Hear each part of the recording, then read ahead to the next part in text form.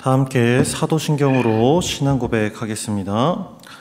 전능하사 천지를 만드신 하나님 아버지를 내가 믿사오며 그 외아들 우리 주 예수 그리스도를 믿사오니 이는 성령으로 잉태하사 동정녀 마리아에게 나시고 본디오 빌라도에게 고난을 받으사 십자가에 못 박혀 죽으시고 장사한 지 사흘 만에 죽은 자 가운데서 다시 살아나시며 하늘에 오르사 전능하신 하나님 우편에 앉아 계시다가 저리로서 산자와 죽은 자를 심판하러 오시리라.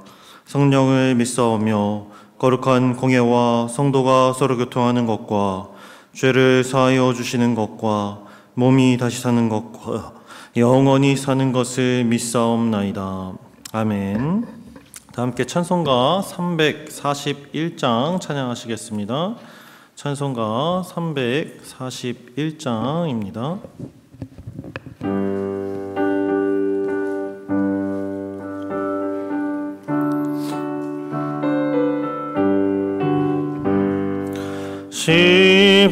십자가를 내가 지고 주를 따라갑니다. 이제부터 예수로만 나의 법을 삼겠네. 세상에서 후기 영화 모두 잃어버려도 주의 평안 내가 받고 영생 복을 받겠네. 주도 곤욕 당했으니 나도 곤욕 당하리. 세상 사람 간사나 예수 진실합니다. 예수 나를 사랑하사 빛난 얼굴 보이면 원수들이 미워해도 염려할 것 없겠네.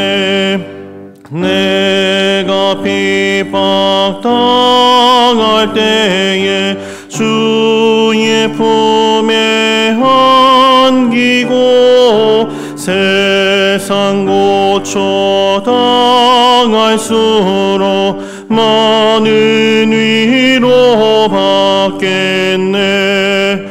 주가 주신 기쁨 외에 기뻐할 것 무엇냐.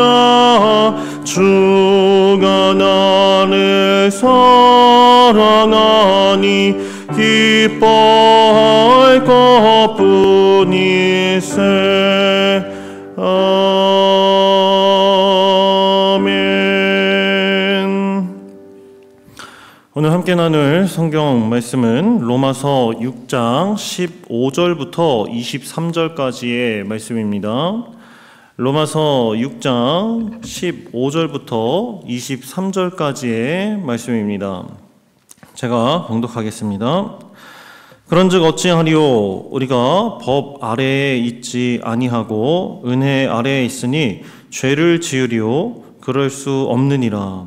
너희 자신을 종으로 내주어 누구에게 순종하든지 그 순종함을 받는 자의 종이 되는 줄을 너희가 알지 못하느냐? 혹은 죄의 종으로 사망에 이르고 혹은 순종의 종으로 의에 이르느니라. 하나님께 감사하리로다. 너희가 본래 죄의 종이더니 너희에게 전하여 준 바 교훈의 본을 마음으로 순종하여 죄로부터 해방되어 의에게 종이 되었느니라. 너희 육신이 연약함으로 내가 사람의 예대로 말하노니 전에 너희가 너희 지체를 부정과 불법에 내주어 불법에 이른 것 같이 이제는 너희 지체를 의에게 종으로 내주어 거룩함에 이르라. 너희가 죄의 종이 되었을 때에는 의에 대하여 자유로웠느니라. 너희가 그때 무슨 열매를 얻었느냐? 이제는 너희가 그 일을 부끄러워하나니 이는 그 마지막이 사망임이라. 그러나 이제는 너희가 죄로부터 해방되고 하나님께 종이 되어 거룩함에 이르는 열매를 맺었으니 그 마지막은 영생이라. 죄의 싹은 사망이요 하나님의 은사는 그리스도 예수 우리 주 안에 있는 영생이니라. 아멘. 바울은 이전 본문인 로마서 6장 1절부터 14절까지의 말씀에서 신자가 예수 그리스도와 연합하여 죄에 대하여 죽었다고 선포합니다. 죄에 대하여 죽었다. 바울은 하나님께 의롭다 하심을 얻은 성도는 그 이후부터는 죄의 통치 영역에 속하지 않는다고 말한 것입니다. 죄의 통치 영역에 속하지 않는다.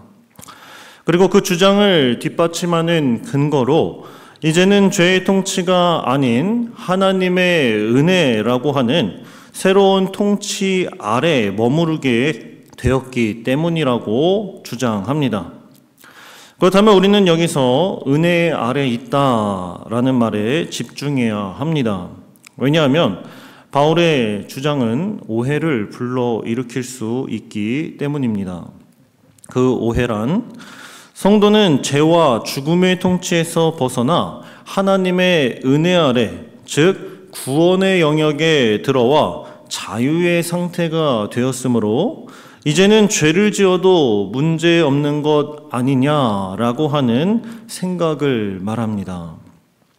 실제로 오늘날 구원파가 이런 주장을 하고 있죠. 그들은 구원받을 때 율법에서 완전히 해방되었기 때문에 이제 더 이상 율법적인 규범에 얽매일 필요가 없다고 말합니다. 그래서 구원파는 죄를 지어도 회개할 필요가 없다고 가르칩니다. 그래서인지 바울은 혹시라도 오해를 불러일으킬 수 있는 이 주장을 염두하고 15절 말씀에서 수사적 질문을 사용해 자신의 주장을 풀어갑니다.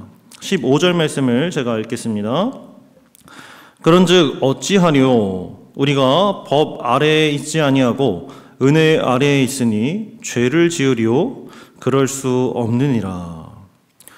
수사적 질문이란 질문자가 답을 몰라서 하는 질문이 아니라 수사학적 효과를 부각시키기 위해 사용하는 질문입니다. 질문자가 이미 생각하고 있는 답에 답변자가 참여하도록 기회를 줌으로써 일반적으로 하는 설명보다 더 효과적으로 이해시키고 설득시킵니다. 즉 15절 말씀에서 바울은 성도들이 은혜의 특성에 관하여 오해하지 않기를 바라는 것을 알 수 있습니다.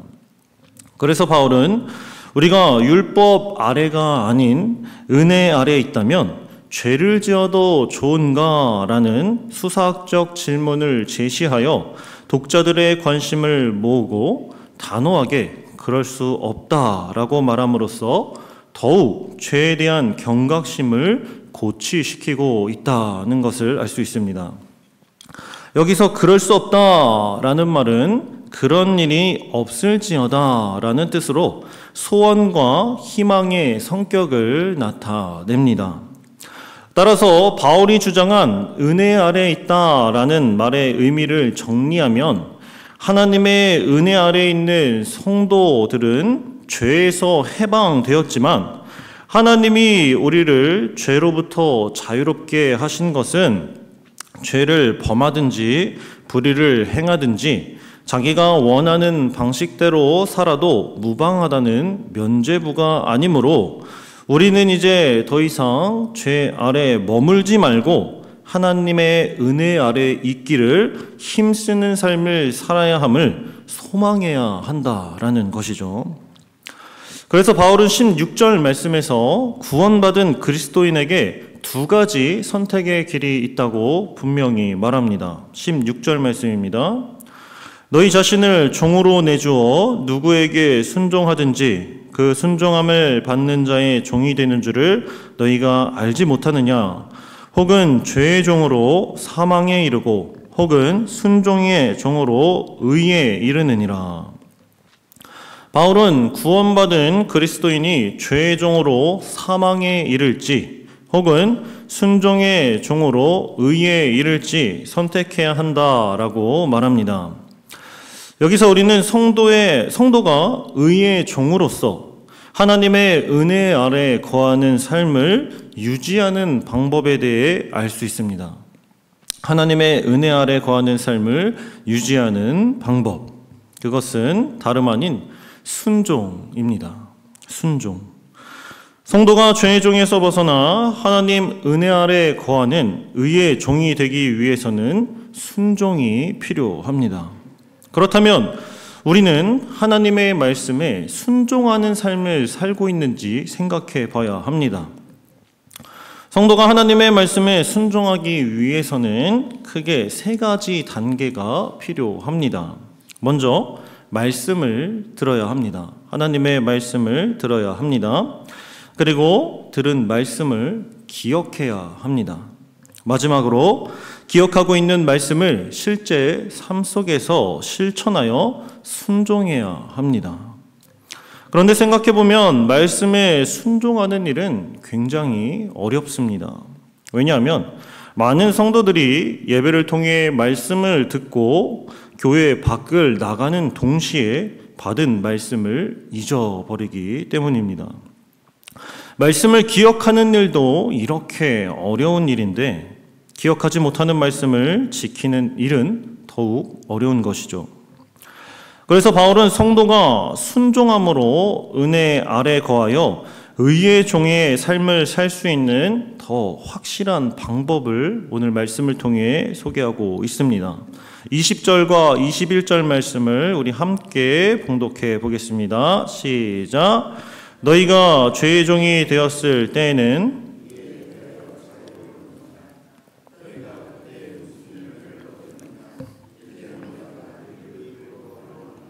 이는 그 마지막이 사망임이라. 아멘.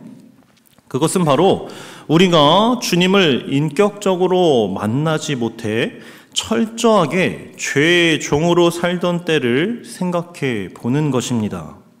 사랑하는 성도 여러분, 우리가 철저하게 죄의 종으로 살아가던 그때 우리가 맺은 죄의 열매들을 기억하십니까?